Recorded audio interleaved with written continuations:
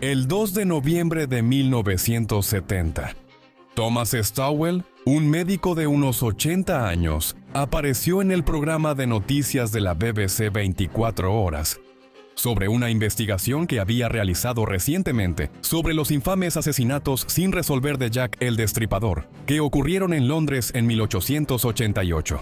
Aunque no lo nombró directamente, Stowell insinuó sensacionalmente que el príncipe Alberto, Víctor, nieto de la reina Victoria y segundo en la línea de sucesión al trono británico, era el asesino o estaba involucrado de alguna manera. ¿Podrían haber sido ciertas las afirmaciones de Stowell? ¿Quién fue Alberto Víctor? Un hombre que nunca llegó a ser rey y cuya vida estuvo envuelta en escándalos. Esta es la historia del príncipe Alberto Víctor.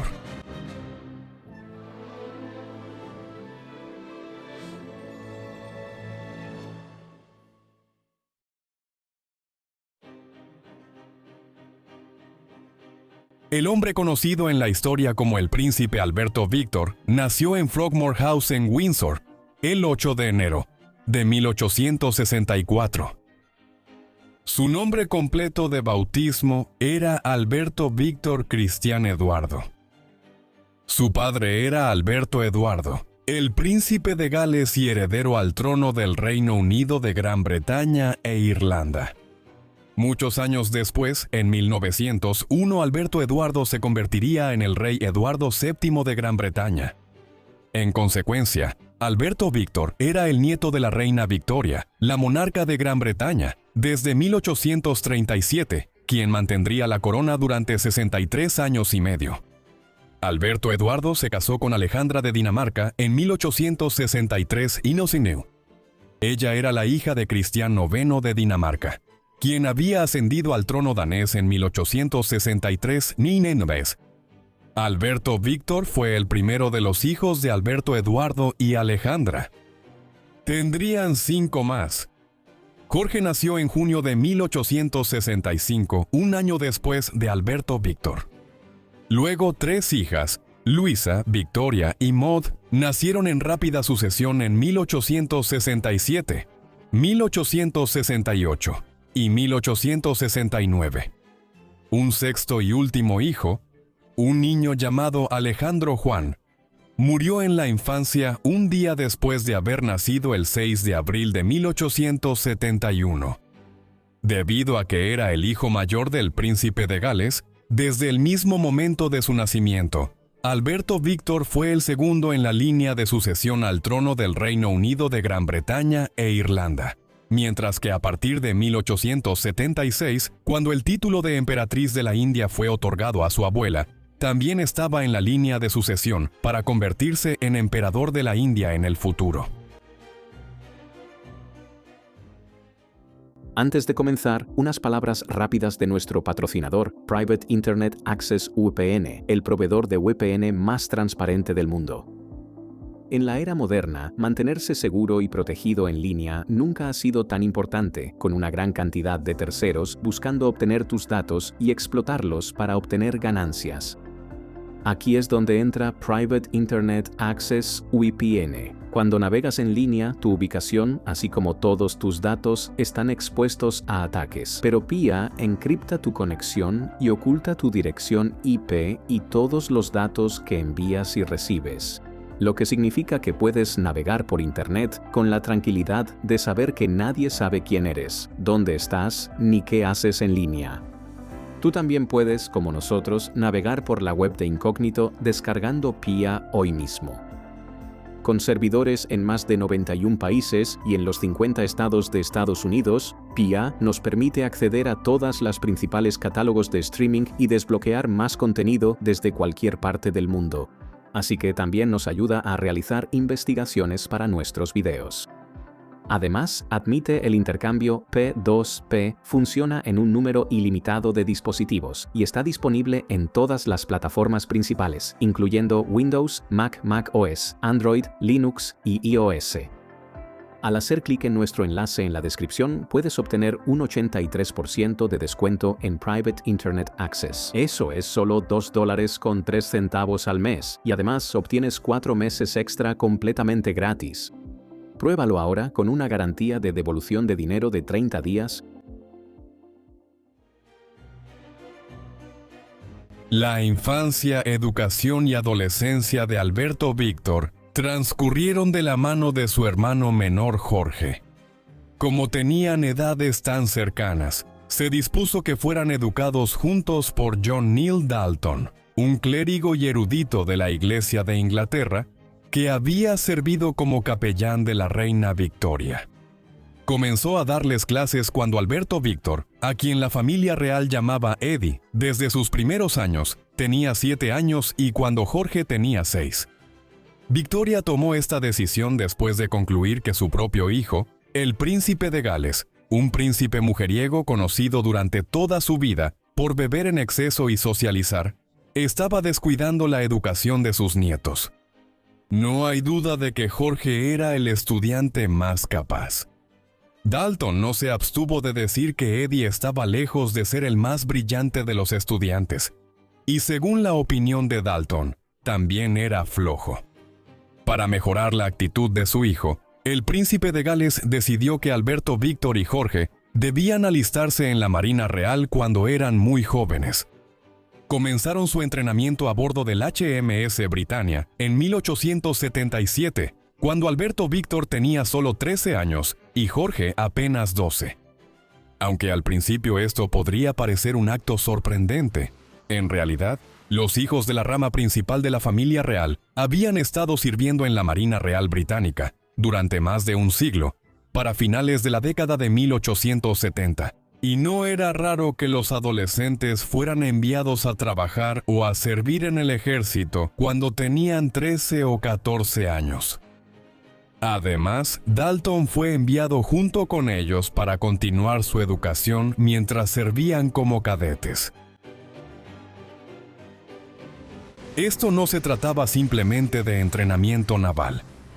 Después de que la reina lo autorizó, y tras algunas negociaciones con el gobierno, la pareja fue enviada a bordo del HMS Becanti para servir como oficiales subalternos, navegando los mares del mundo durante 3 años, entre 1879 y 1882. Dalton, quien nuevamente acompañó a sus 2 jóvenes estudiantes en el recorrido de 3 años, más tarde publicaría un libro titulado La travesía del buque de Su Majestad Becanti, 1879 a 1882, 1879 to 1882, que fue publicado en 1886. Detallaba el viaje y contenía información sobre él tomada de registros contemporáneos. Mientras estaban sirviendo en el Becanti, los chicos vieron gran parte del mundo. Esto fue en el apogeo del poder del Imperio Británico, y la Marina Real Británica era responsable de patrullar los océanos del mundo para mantener el comercio en movimiento y asegurarse de que la piratería y el comercio de esclavos estuvieran restringidos. Durante su largo viaje, visitaron puertos en América, las colonias de Sudáfrica, Australia, Singapur, el Lejano Oriente, Egipto, Tierra Santa y el Mediterráneo, y destinos aún más lejanos como las Islas Malvinas, Fiji y Sri Lanka. Esto debió haber sido una experiencia increíblemente formativa. Alberto Víctor tenía 15 años cuando partieron. Tenía 18 años cuando regresaron. Y sin embargo, no hay mucha evidencia que sugiera que Eddie desarrolló algún tipo de una visión del mundo claramente cosmopolita como resultado de sus viajes con Jorge. Todo esto fue a pesar de los intentos de Dalton de exponer al segundo en la línea de sucesión al trono a diferentes religiones y culturas mientras viajaban por el mundo. Después de regresar a Gran Bretaña en 1882 de su épico viaje de 3 años alrededor del mundo, Jorge permaneció en la Marina Real Británica, a diferencia de Alberto Víctor, quien fue enviado al Trinity College de Cambridge. Pasó varios meses en la residencia real de Sandringham, recibiendo clases de una variedad de materias por parte de Dalton y varios tutores adicionales para tratar de ponerlo al día antes de que llegara a Cambridge. En la universidad, Eddie no experimentó ninguna inclinación repentina por la vida intelectual. Participó en la vida social que ofrecía Cambridge, pero se aburría en sus clases y logró arreglar las cosas para no tener que presentar exámenes. Después de un año, lo enviaron a Alemania para estudiar en la Universidad de Heidelberg con el objetivo principal de aprender alemán, un idioma que se estaba volviendo cada vez más importante para la política europea después de la unificación del Imperio Alemán en 1871. Después de regresar a casa, pasó unos meses más en Cambridge antes de volver a cumplir principalmente funciones ceremoniales con el ejército. Eddie recibió un título honorario de Cambridge en 1888. Su tiempo en el ejército entre 1885 y 1888 lo llevó a pasar temporadas en Irlanda y en el Peñón de Gibraltar, aunque todo fue menos dramático que los 3 años a bordo del Becanti. Mientras tanto, cuando regresó a Gran Bretaña, el príncipe fue introduciéndose poco a poco en las funciones oficiales de la realeza. Por ejemplo, participó en la ceremonia de inauguración del puente colgante de Hammersmith, en Londres el 11 de junio de 1887 junto a su padre. El tema de financiar la vida de Alberto Víctor y el resto de la familia real volvió a surgir durante estos años. Este había sido un tema de preocupación constante dentro del gobierno durante los siglos XVIII y XIX, después de que se llegara a acuerdos, por el cual la gran mayoría de las propiedades de la corona se pusieron bajo la custodia de la nación, y la familia real fue subsidiada a cambio con fondos públicos a través de la lista civil. En tiempos pasados, los hijos del monarca reinante abusaron del sistema y gastaron mucho más allá de sus posibilidades, especialmente en el caso de los hijos del rey Jorge III. Cuando los hijos del príncipe de Gales llegaron a la adultez a mediados de la década de 1880, volvió a surgir el tema de cuánto dinero recibirían Alberto Víctor y sus hermanos para cubrir sus gastos de manutención. El resultado fue la Ley de los Hijos del Príncipe de Gales de 1889. Una preocupación particular era que Alberto Víctor, como segundo en la línea de sucesión al trono, tendría su propia casa y personal después de cumplir 25 años en enero de 1889. El acuerdo era que se reservarían 15,000 libras anualmente para los gastos y el personal de Alberto Víctor, y que esta cifra aumentaría a 25,000 libras cada año una vez que se casara. Este periodo de la vida de Alberto Víctor se ha vuelto infame desde la década de los 70, ya que se ha sugerido que el príncipe estuvo involucrado en los infames asesinatos de Jack el Destripador, que ocurrieron entre agosto y noviembre de 1888. Estos se centraron en 5 asesinatos principales de 5 mujeres en la ciudad de Londres, todos ocurriendo en un lapso de 10 semanas. Las 5 fueron Mary Ann Nichols, quien fue asesinada el 31 de agosto de 1888, Annie Chapman, quien fue asesinada 8 días después, Elizabeth Stride y Catherine Eddowes, ambas asesinadas el 30 de septiembre de 1888, y Mary Jane Kelly, quien fue asesinada el 9 de noviembre de 1888. El asesino se enfocaba en mujeres vulnerables que generalmente trabajaban como prostitutas en el este de Londres, particularmente en la zona de Whitechapel. De ninguna manera fue el asesino serial más prolífico de la historia moderna. Sin embargo, los asesinatos de Jack el Destripador se hicieron notorios por la brutalidad con la que fueron cometidos. El Destripador normalmente asesinaba a estas mujeres rápidamente, después de lo cual mutilaba sus abdómenes con una especie de precisión quirúrgica que más tarde llevó a sospechas de que tenía algún conocimiento de anatomía. Esto aplicaba a 4 de las mujeres. El cadáver de Stride no fue mutilado de esta manera, y se sospecha que el asesino serial fue interrumpido antes de que pudiera llevar a cabo el mismo proceso que siguió con las otras 4. De hecho, se especula que mató a Catherine Eddowes más tarde esa noche porque no quedó satisfecho con el asesinato de Stride después de ser interrumpido. Numerosos otros asesinatos, incluso hasta 1891, se ha teorizado que podrían estar relacionados con los 5 canónicos del otoño de 1888, pero en realidad Jack el Destripador bien pudo haber simplemente dejado de asesinar después de matar a Mary Jane Kelly. El nombre Jack el Destripador se derivó de la carta Dear Boss, que fue enviada a la Agencia Central de Noticias de Londres en septiembre de 1888, y que supuestamente era del asesino, quien se hacía llamar Jack el Destripador. No hubo ninguna sugerencia de que Alberto Víctor fuera Jack el Destripador, o que estuviera involucrado de alguna manera en los asesinatos, ni durante la vida de Eddie, ni durante muchas décadas después de su muerte. En cambio, la teoría surgió más de 80 años después de los asesinatos del Destripador. En 1970, se publicó un artículo en el Criminologist, una revista de criminología, escrito por el Dr. Thomas A. Stowell. Era un médico que había nacido en 1885 y estaba fascinado por los asesinatos sin resolver que ocurrieron en Londres durante su infancia. En su artículo, publicado solo unos días antes de su muerte, Stowell insinuó, aunque sin mencionarlo, que Alberto Víctor era el asesino, aunque lo negó cuando se le cuestionó. Su tesis fue ampliada en la década de 1970 por Stephen Knight en su libro Jack el Destripador, la solución final.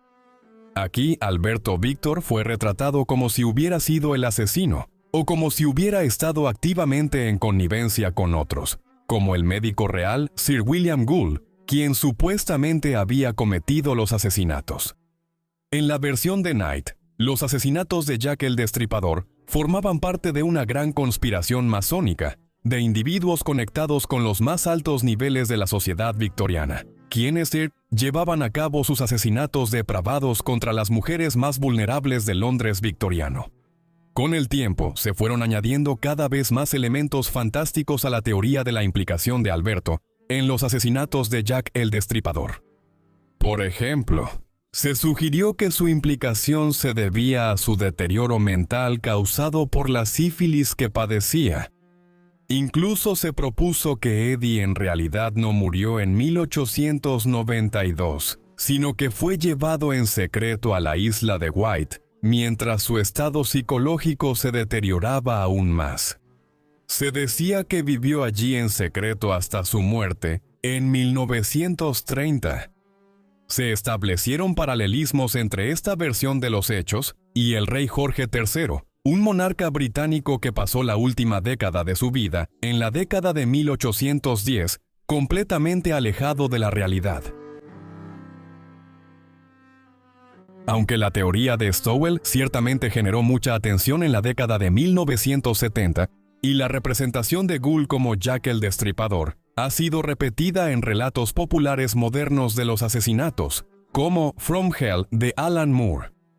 En realidad no hay evidencia de ello. De hecho, hay evidencia clara que contradice la teoría de que Alberto Víctor tuvo algo que ver con los asesinatos de Jack el Destripador. En pocas palabras, se puede demostrar claramente que Eddie no estaba en Londres en el momento en que ocurrieron varios de los 5 asesinatos canónicos de Jack el Destripador, entre septiembre y noviembre de 1888.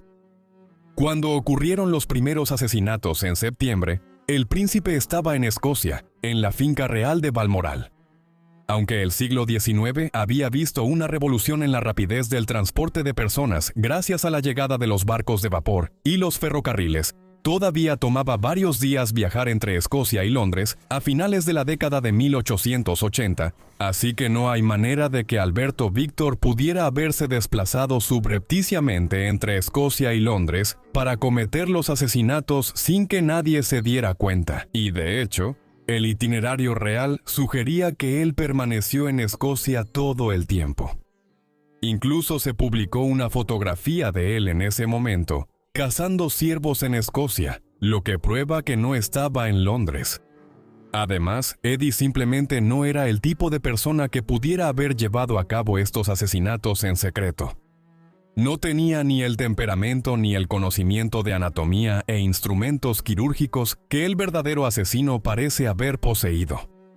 Si bien podría haber una razón plausible para preguntarse si un médico real fue responsable, como de hecho la hay para cualquier cirujano en Londres, en el otoño de 1888, la idea de que Alberto Víctor era Jack el Destripador es ciertamente una teoría falsa sin mérito alguno. Aunque la teoría del destripador no surgió hasta la década de 1970, en 1889, Eddie se vio envuelto en el escándalo de Cleveland Street. Esta fue una controversia que surgió en torno a un burdel masculino en el número 19 de Cleveland Street, en el distrito de Fitzrovia de Londres, junto a Bloomsbury y no muy lejos de Camden y King's Cross, en el centro norte de Londres.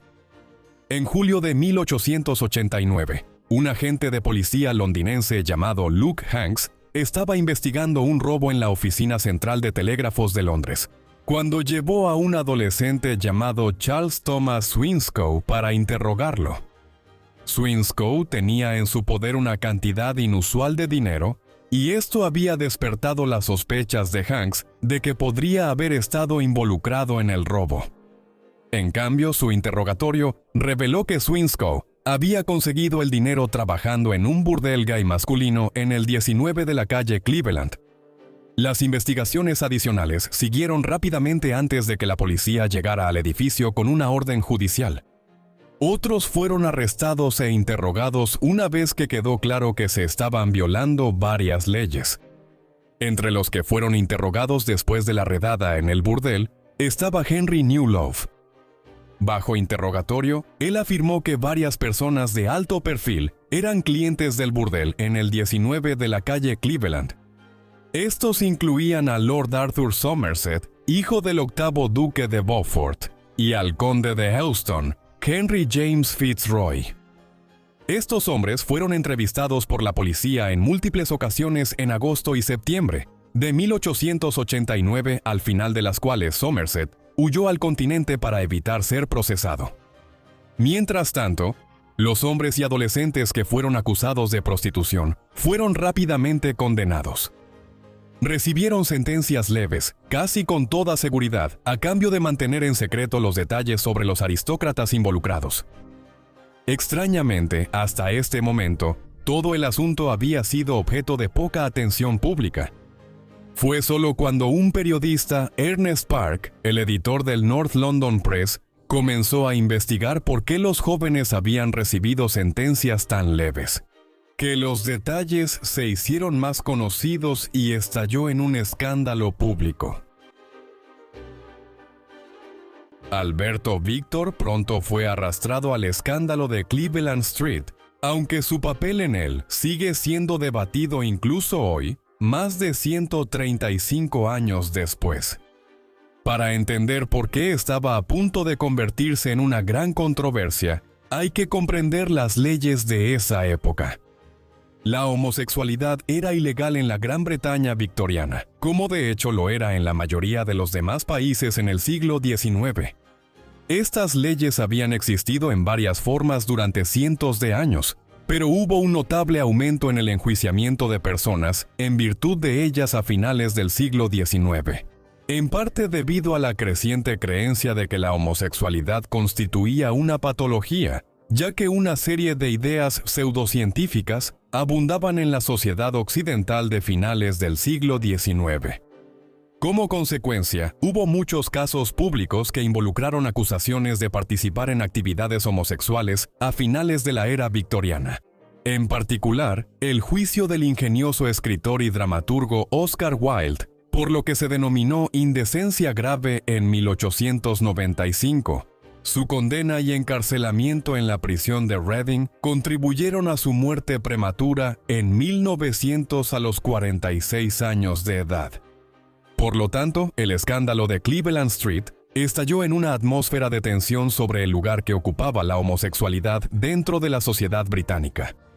Además de esto, la Ley de Reforma del Derecho Penal de 1885 había aumentado la edad de consentimiento sexual de 13 a 16 años en Gran Bretaña e introdujo nuevas penas tanto para la homosexualidad como para la prostitución, lo que significaba que la investigación había descubierto múltiples delitos que ocurrían en el número 19 de Cleveland Street.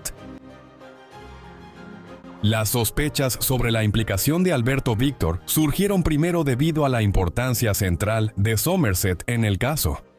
Él era superintendente de las caballerizas reales y edecán en la casa del príncipe de Gales. Por lo tanto, había conocido a Eddie durante muchos años. Se sospecha que Somerset mencionó a Alberto Víctor en relación con el burdel de la calle Cleveland cuando fue interrogado por la policía en agosto de 1889. Esta sospecha se agrava por el hecho de que la transcripción de una de sus entrevistas de esa época no ha sobrevivido, lo que sugiere que fue eliminada de los registros. Pero también podría haber sido simplemente un descuido administrativo, en una época en la que no siempre se llevaban registros precisos en todas las ramas del gobierno. También hubo un informe no confirmado de que Somerset había pasado un trozo de papel a la policía con las iniciales PAV de Príncipe Alberto Víctor escritas en él. Había muy pocas pruebas tangibles que respaldaran cualquiera de estas afirmaciones, pero ganaron mayor difusión ante la opinión pública a finales del otoño y principios del invierno de 1889, cuando proliferaron los artículos periodísticos sobre el escándalo. Una posibilidad es que el abogado de Somerset, Arthur Newton, estuviera difundiendo historias sobre la posible implicación del príncipe para intentar desviar la atención de Somerset. Por supuesto, también había un motivo mediático involucrado aquí. Una historia escandalosa sobre el joven que era el segundo en la línea de sucesión al trono. Era un buen medio para vender periódicos, aunque los periódicos ingleses tuvieron cuidado de no mencionar al príncipe por su nombre.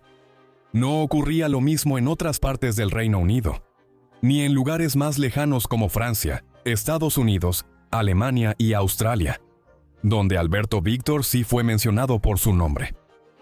Independientemente de la falta de pruebas que lo vincularan con el burdel de Cleveland Street, para noviembre, la familia real estaba recibiendo una cantidad de cartas preguntando sobre el posible papel de Alberto Víctor. No ayudaba que a los 25 años de edad él no estuviera casado, lo que generaba preguntas sobre su sexualidad. Esto no era demasiado inusual en ese momento. Un siglo antes, varios de los hijos del rey Jorge III se habían abstenido de casarse hasta bastante tarde en sus vidas. Como veremos, si Eddie era gay, es más probable que haya sido bisexual, ya que tuvo relaciones con varias mujeres. Al final, el escándalo de Cleveland Street se apagó solo, ya que no hubo ninguna aclaración sobre si Alberto Víctor había estado involucrado. En cambio, el peso de la ley se dirigió contra el editor del periódico que había dado a conocer el caso al público, Ernest Park. Fue arrestado y procesado a finales de noviembre de 1889 por cargos de difamación presentados por el conde de Euston.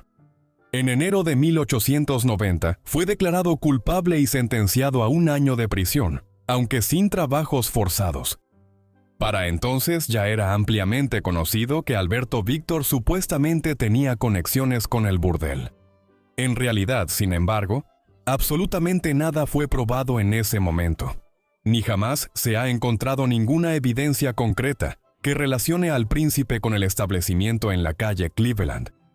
Aún así, es una señal de lo grave que fue el escándalo en ese momento, que los periódicos estadounidenses publicaban editoriales en los que cuestionaban si el escándalo podría comprometer la posición de Eddie en la línea de sucesión. Esto no sucedió, y de cualquier manera, se volvería un punto irrelevante en unos pocos años, pero a corto plazo, fue sumamente vergonzoso para la familia real. Somerset terminó viajando durante muchos años para evitar ser procesado en su país, y finalmente se estableció en Francia. Es notable que su representante legal, Arturo Newton, a quien algunos sospechan de haber difundido el rumor de que Alberto Víctor estuvo involucrado desde el principio, más tarde fue suspendido temporalmente por falsificar cartas en otro caso. A pesar de esto, las sospechas sobre la implicación de Alberto Víctor en el escándalo de Cleveland Street han persistido con el tiempo. Probablemente no fue una coincidencia que Eddie dejara Gran Bretaña en octubre de 1889, justo cuando el escándalo de Cleveland Street estaba estallando, y su nombre fue mencionado por primera vez en relación con él. Su destino era la India, la joya del Imperio Británico en la época victoriana. El viaje había sido planeado en parte antes de que comenzara el escándalo, y era común que los miembros de la realeza visitaran el Raj británico en lugar de Victoria. Nunca lo hizo durante su largo reinado, a pesar de ostentar el título de emperatriz de la India desde 1876 en adelante. Con los avances en los viajes en barco de vapor y la apertura del Canal de Suez en 1869, el viaje de Gran Bretaña al subcontinente ahora era rápido. Y Eddie pasó el invierno en la India, habiendo llegado al puerto de Bombay, en la costa occidental en noviembre. Pasó la Navidad en Calcuta, y fue el centro de numerosos eventos formales y oportunidades mediáticas. Luego viajó de regreso a Europa a principios de la primavera, solo para ser recibido en Francia por una oleada de periodistas que buscaban sus comentarios personales sobre el escándalo de Cleveland Street que se había desarrollado mientras él estaba de gira por la India. Desafortunadamente para el príncipe, los problemas parecían seguirlo a donde quiera que iba. Circularon historias sobre su consumo excesivo de alcohol mientras estaba en la India, mientras que una revista satírica titulada Truth publicó una entrevista simulada con él después de que regresó a Gran Bretaña, en la que se le atribuían al príncipe citas completamente ficticias. Algunas de estas insinuaban que había tenido una relación con un hombre indio mientras estaba fuera. De nuevo, parece que no había absolutamente ningún fundamento real para esto. Pero para ese momento los rumores sobre Alberto Víctor circulaban todo el tiempo. Más tarde, incluso habría una afirmación de que tuvo un hijo ilegítimo llamado Clarence, con una mujer llamada Marjorie Haddon mientras estaba en la India. Era una señal de lo contradictorios que eran los rumores sobre Alberto Víctor que, en un mes, podía ser acusado de estar involucrado en una red sexual aristocrática de hombres que visitaban un burdel gay en Londres, mientras que meses después fue acusado de haber tenido un hijo ilegítimo con una mujer en la India. La reina Victoria no era inmune a todas estas historias. Después de que regresó de su gira por la India a finales de la primavera de 1890, ella le otorgó los títulos de Duque de Clarence y Avondale en mayo, pero lo hizo de mala gana, y se decía que estaba descontenta con los chismes que rodeaban a su nieto, como el segundo en la línea de sucesión al trono. Solo lo nombró Duque de Clarence y Avondale, porque se consideraba que, al acercarse a los 30 años, el hombre que algún día sería rey debía tener títulos aristocráticos más altos. La última vez que el título de Duque de Clarence había sido ostentado fue en 1830, cuando se extinguió después de que el rey Guillermo IV ascendió al trono. Aparte de esto, Victoria expresó en privado su descontento por el comportamiento de su nieto. Lo que pudo haber pensado sobre el escándalo de Cleveland Street es desconocido, pero también fue informada sobre su consumo excesivo de alcohol, y creía que su conducta en general no era apropiada para un heredero cercano al trono. Curiosamente, varios miembros del personal real y altos ministros del gobierno expresaron cierta confusión sobre cómo Victoria podía estar tan bien informada de cosas que no se mencionaban en los medios sobre Eddie. La fuente de su información nunca fue identificada. Es un dato interesante sobre cómo la reina, famosa por su vida recluida, logró mantenerse al tanto de lo que sucedía dentro de la familia real en general, incluso mientras vivía en sus palacios y seguía vistiendo ropa negra de luto casi 30 años después de la muerte de su esposo. Victoria era una reina peculiar, pero sabía cómo manejar la institución real. Más o menos al mismo tiempo en que Alberto Víctor fue nombrado duque de Clarence y Avondale, Victoria y otros determinaron que la mejor manera de acabar con todas las especulaciones sobre su sexualidad y actividades y lograr que llevara una vida más estable era encontrarle una esposa. Victoria estaba entrando en los 70, y era muy probable que su hijo y heredero no gobernara por mucho tiempo. Estaba a punto de cumplir 50 años y sus hábitos de vida no eran saludables. Así que, aunque Alberto Víctor no estaba directamente en la línea de sucesión al trono, era bastante plausible que pudiera convertirse en rey en unos 10 años más o menos, una vez que su abuela muriera, y si la mala salud de su padre también acortaba su vida. Por lo tanto, Eddie necesitaba casarse y empezar a tener sus propios herederos para garantizar la línea directa de sucesión.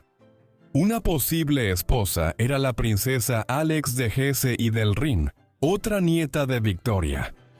Ella era hija de la princesa Alicia, quien se había casado con Luis IV, gran duque de Hesse y del Rin. Su madre murió en 1878, cuando Alex tenía solo 6 años, y, desde entonces, pasó gran parte de su juventud en Gran Bretaña.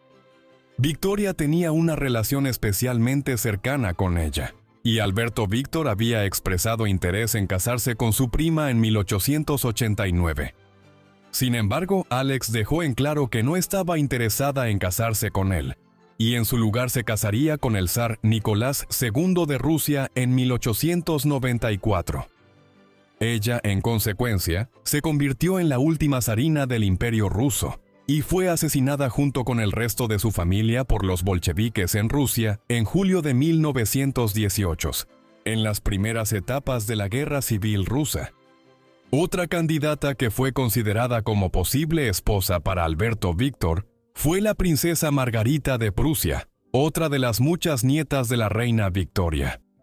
El padre de Margarita era Federico III, el gobernante que había gobernado brevemente el Imperio Alemán durante 99 días en la primavera y principios del verano de 1888.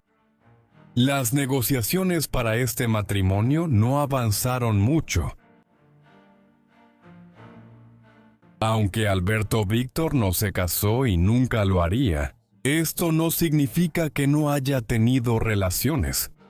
Tuvo numerosos romances y aventuras a lo largo de su vida adulta. Muchos de estos fueron extremadamente breves. Era un joven tímido que parece haber usado el alcohol para soltarse en sociedad, y esto lo llevó a tener aventuras con actrices y cantantes en las salas de variedades y teatros que visitaba en Londres, en Cambridge, y mientras viajaba como parte de sus deberes militares y reales en Irlanda, India y otras partes del imperio. Los detalles sobre esto son bastante escasos. Hubo muchos rumores al respecto en ese momento, y años después aparecieron informes sobre las relaciones del príncipe con mujeres, en respuesta al debate continuo sobre su posible implicación en el escándalo de Cleveland Street.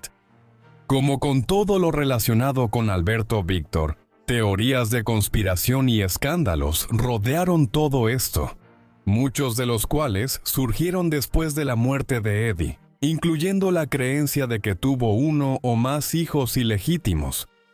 Por ejemplo, Alicia Crook nació en Londres el 18 de abril de 1885, hija de Anna Crook. Una teoría de conspiración surgió a principios del siglo XX que decía que Eddie era su padre, pero esto no es posible. Él estaba en la universidad en Heidelberg, Alemania, durante los meses de 1884, en que Alicia debió haber sido concebida, dado su fecha de nacimiento. La actriz francesa de teatro, Sarah Bernhardt, afirmó después que Alberto era el padre de una criatura que tuvo, pero de nuevo no hay nada que lo pruebe. Las relaciones casuales de Eddie eran problemáticas, pero no insuperables. No eran del todo inusuales para los hombres mayores de la familia real. En cualquier caso, si alguna vez intentaba casarse con alguien de una clase social diferente, la reina Victoria podría haber invalidado el matrimonio.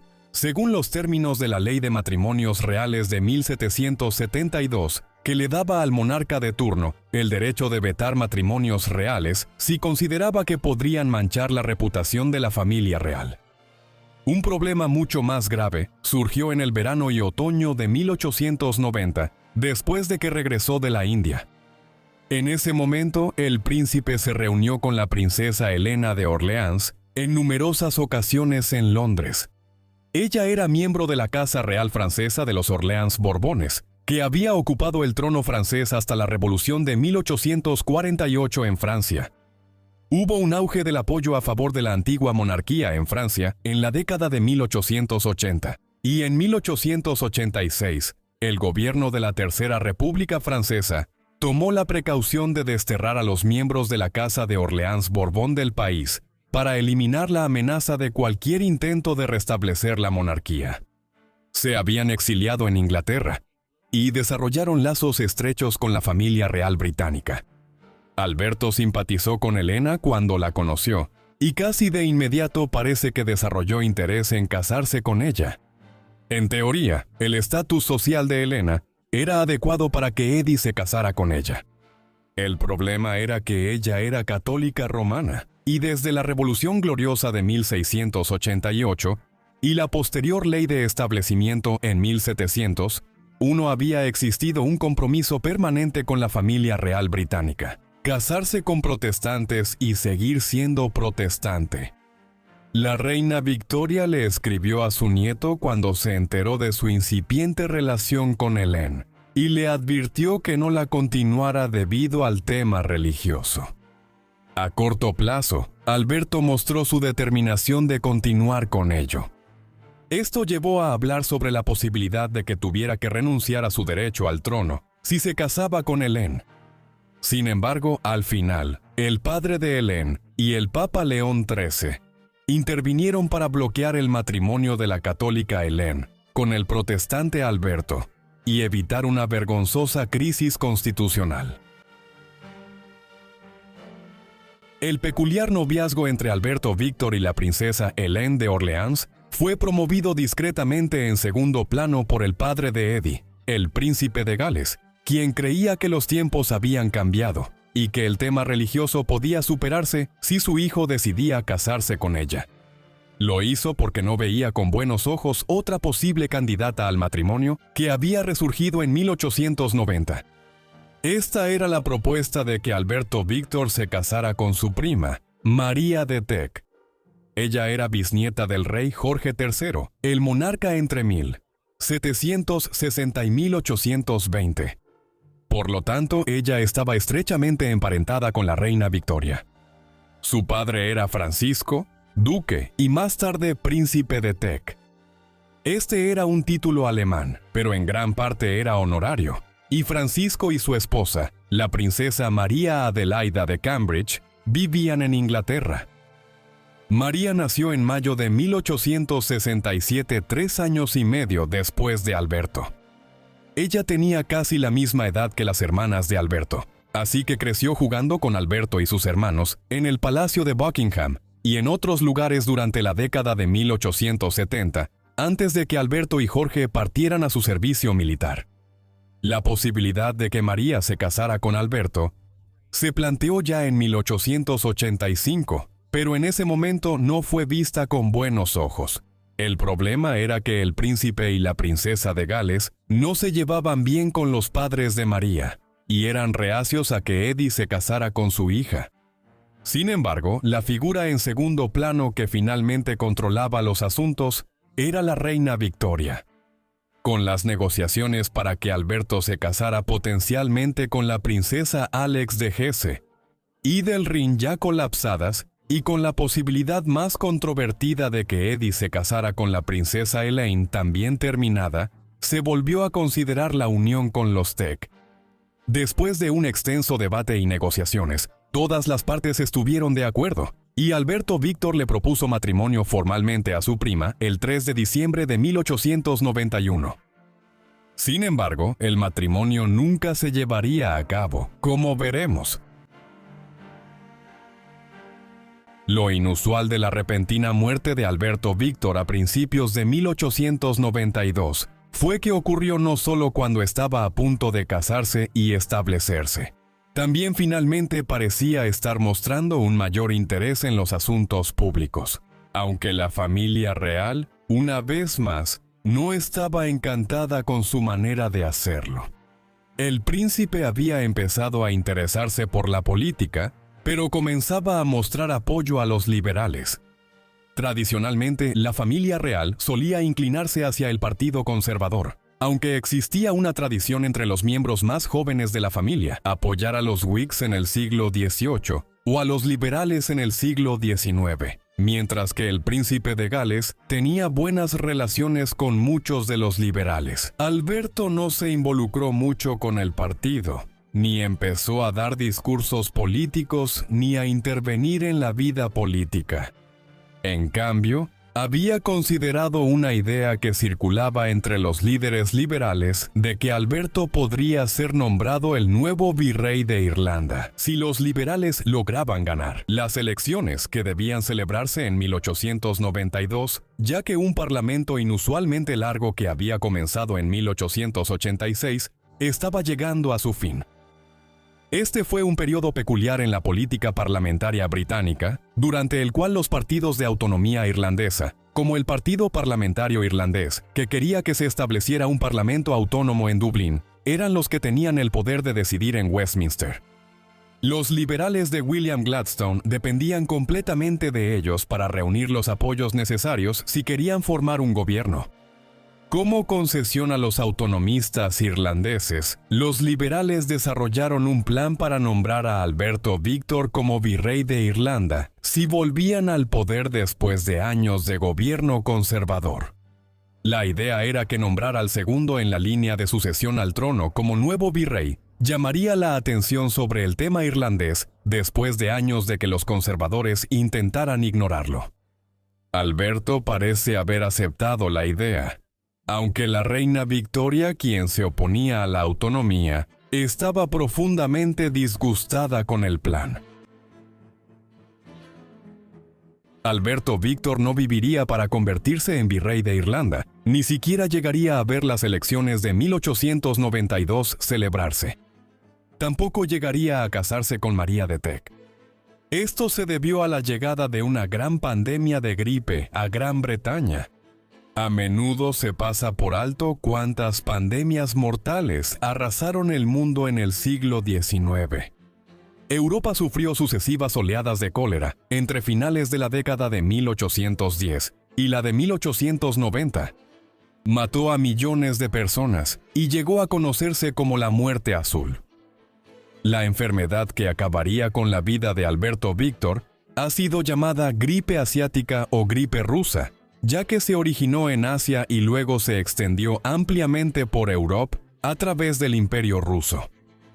Esta fue una pandemia viral respiratoria.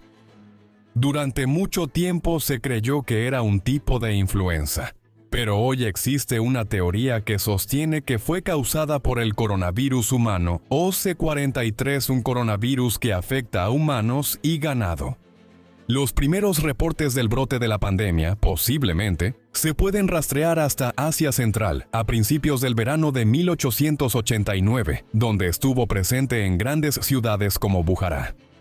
Luego se propagó rápidamente a lo largo de las líneas ferroviarias que, para finales del siglo XIX, atravesaban gran parte del mundo. Alternativamente, pudo haberse originado más al noreste, alrededor de Tomsk, en el sur de Siberia. Un brote de enfermedad ocurrió aquí aproximadamente en el mismo periodo, aunque los informes contemporáneos sugieren que este tenía un periodo de incubación y síntomas diferentes.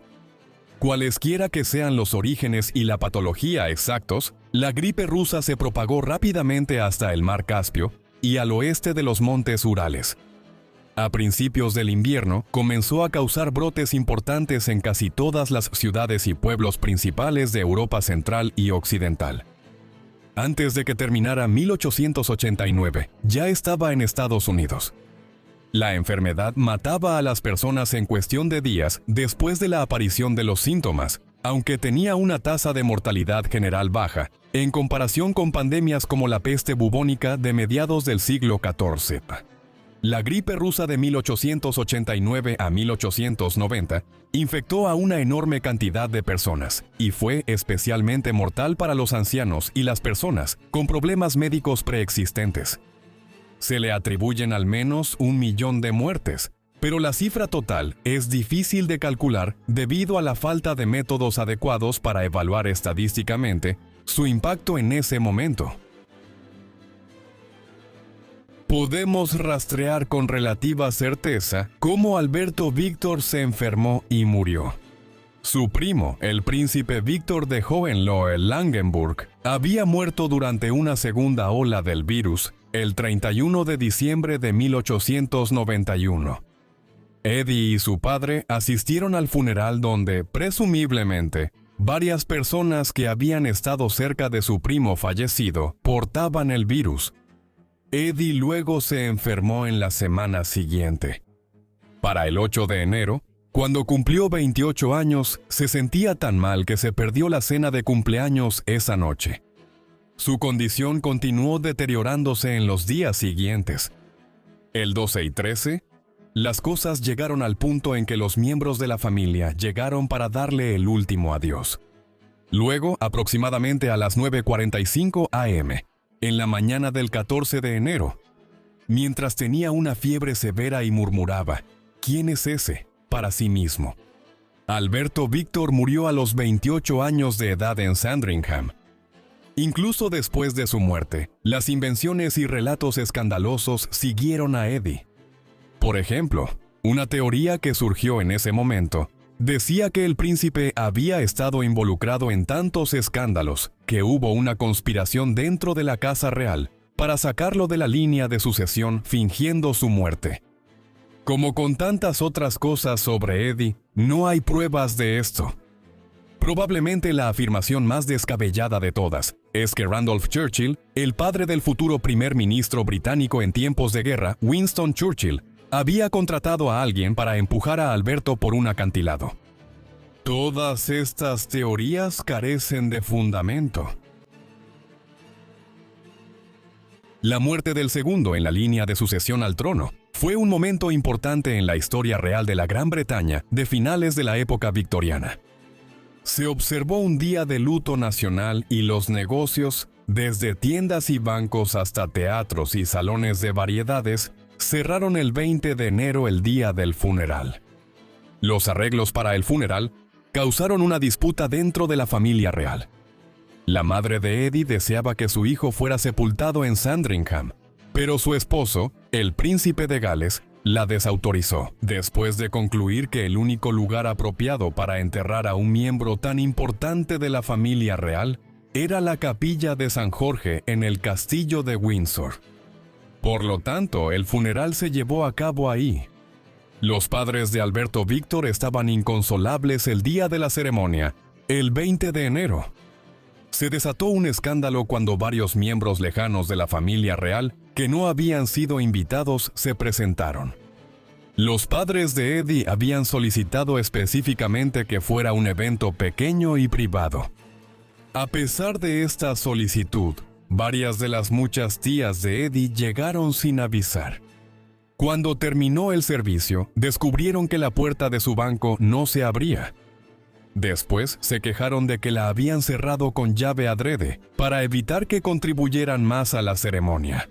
Pero el personal del príncipe de Gales respondió sarcásticamente que el llamado harén de princesas simplemente había sido víctima de una puerta atascada, no de una que hubiera sido cerrada con llave a propósito. El fallecimiento de Alberto Víctor tuvo implicaciones para la sucesión real y el futuro de la monarquía. Su hermano menor, Jorge, ahora se convirtió en el heredero presunto al trono del Reino Unido y del Imperio de la India. El matrimonio con María de Teck tampoco fue abandonado. La familia real decidió rápidamente que Jorge simplemente podía casarse con la futura esposa de su difunto hermano. Su boda se celebró en la Capilla Real el 6 de julio de 1893 un año y medio después de la muerte de Eddie. Jorge se convertiría en príncipe de Gales tras la muerte de la reina Victoria a principios de 1901 y luego ascendió al trono como el rey Jorge V el 6 de mayo de 1910. Gobernó durante casi 26 años hasta enero de 1936. Por lo tanto, si Alberto Víctor hubiera vivido, habría tenido que sobrevivir otros 18 años y medio antes de convertirse en rey él mismo.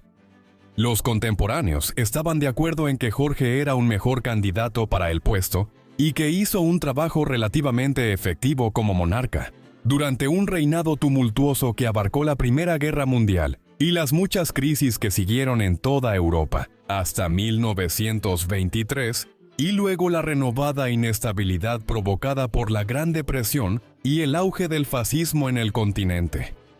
Es difícil no estar de acuerdo con los contemporáneos que creen que Eddie no tenía el temperamento para proporcionar un liderazgo moral sobrio pero efectivo durante crisis como estas. Además, si Alberto Víctor hubiera sobrevivido, se hubiera casado y tenido hijos, toda la línea de sucesión hasta el día de hoy habría sido completamente diferente. La vida del príncipe Alberto Víctor fue bastante extraña en muchos aspectos. Murió cuando tenía 28 años, después de llevar lo que, en cierto nivel, podría llamarse una vida llena de escándalos y controversias. Lo peculiar de esto es que puede que en realidad no haya estado involucrado en ninguno de estos supuestos escándalos. Como hijo mayor del príncipe de Gales, estaba destinado a convertirse en el rey del Reino Unido algún día. Fue enviado a navegar a una edad temprana junto con su hermano, y pasó varios años en la Marina Real viajando por el mundo, en lo que probablemente fue el episodio más emocionante de toda su vida. Cuando regresó a Gran Bretaña, asistió a la universidad y comenzó a prepararse para convertirse él mismo en príncipe de Gales algún día, una vez que su abuela, la reina Victoria, muriera. Fue a finales de la década de 1880 cuando comenzaron los escándalos. En el otoño de 1889, su nombre fue mencionado en relación con el burdel masculino en el número 19 de la calle Cleveland, en Londres.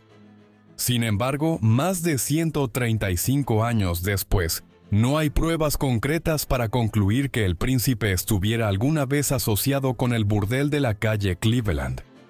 Puede que haya sido bisexual y nunca se casó, pero en última instancia su sexualidad sigue siendo un misterio. Mientras estaba en la India para escapar del escrutinio de los medios, a finales de 1889 y principios de 1890, fue acusado de haber engendrado un hijo ilegítimo. Sin embargo, nuevamente, no hay pruebas de que Eddie fuera el padre del hijo de Marjorie Haddon, ni de los otros niños que a veces se han relacionado con él. Quizás la teoría más extravagante de todas sobre Alberto Víctor es que él mismo era Jack el Destripador, el notorio asesino serial victoriano, o que fue cómplice en los asesinatos del Destripador. De otra manera, una teoría para la cual básicamente tampoco hay pruebas. De hecho, hay pruebas tangibles que demuestran que él no estaba en Londres cuando se cometieron los 5 asesinatos canónicos en el otoño de 1888. Cuando quitamos todo esto, lo que nos queda es un príncipe que ciertamente estuvo envuelto en algo de controversia por su consumo excesivo de alcohol, sus relaciones y su fracaso en casarse y tener sus propios herederos, y que murió joven. Todo lo demás son chismes especulativos que surgieron ya sea en la propia época de Alberto Víctor o mucho después en el siglo XX, pero para los cuales no hay pruebas concretas. Quizás lo más extraño acerca del príncipe Alberto Víctor es la manera en que un miembro relativamente normal de la familia real se convirtió en un imán para tantos escándalos. ¿Qué opinas del príncipe Alberto Víctor? ¿Había algo de verdad en los rumores que lo rodeaban, o fue una de las primeras víctimas de la familia real, enfrentándose a una prensa en expansión en Gran Bretaña con una imaginación hiperactiva? Por favor, haznoslo saber en la sección de comentarios. Y mientras tanto, muchas gracias por vernos.